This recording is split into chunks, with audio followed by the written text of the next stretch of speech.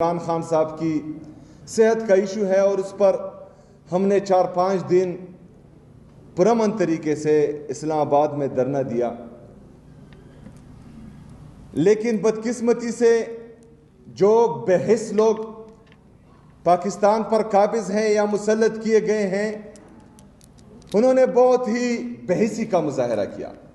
کیونکہ عمران خان کی صحت پر ہم سیاست نہیں کرنا چاہ رہے تھے۔ اگر ہم سیاست کرتے یا اس کو سیاست کے لیے استعمال کرتے تو ہمارا رویہ کچھ اور ہوتا،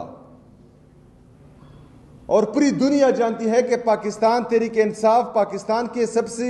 سب سے بڑی سیاسی جماعت ہے، اور اس کے ساتھ جو اسٹریٹ موومنٹ کی طاقت ہے وہ کسی دوسری جماعت کے ساتھ نہیں ہے۔ لیکن بدقسمتی سے ہمارے جمہوری رویے کا غلط فائدہ لیا گیا اور عمران خان صاحب سے ان کے ذاتی معالج کو ملنے نہیں دیا گیا۔